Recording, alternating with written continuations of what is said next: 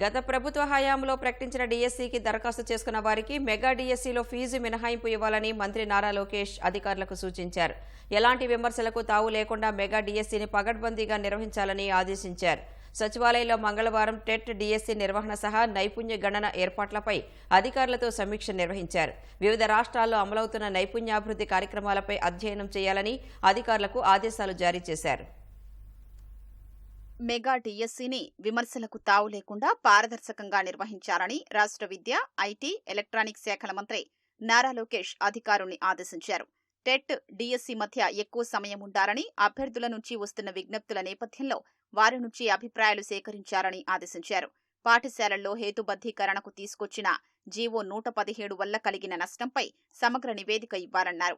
AP గిరిజన సంక్షేమ residential పాఠశాలల్లో పొరుగు సేవల బోధనా సిబ్బంది డిమాండ్లపై అధ్యయనం చేసి వారికి నష్టం జరగకుండా తీసుకోవాల్సిన చర్యలపై నివేదిక ఇవ్వాలని అధికారుల్ని లోకేష్ ఆదేశించారు. ఎన్నికలకు ముందు గత ప్రభుత్వం విడుదల చేసిన డీఎస్సీ నోటిఫికేషన్లో దరఖాస్తు చేసుకున్న అభ్యర్థులకు ఈ డీఎస్సీలో ఫీజు మినహాయింపు ఇవ్వాలని సమావేశంలో నిర్ణయించారు.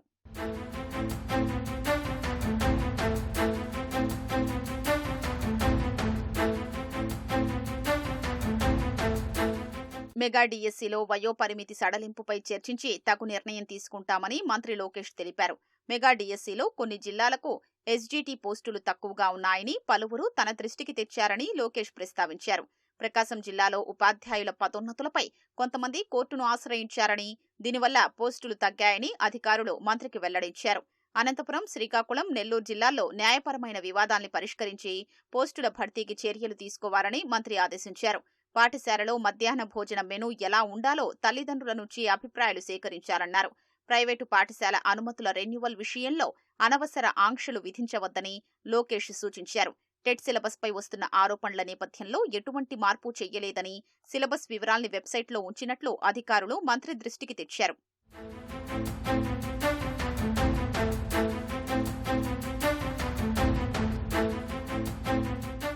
రాష్ట్రంలో విద్యార్థులకు నైపుణ్య శిక్షణ ఇచ్చి ఉద్యోగాలు కల్పించేందుకు ప్రభుత్వం కట్టుబడి ఉందని మంత్రి నారా లోకేష్ తెలిపారు.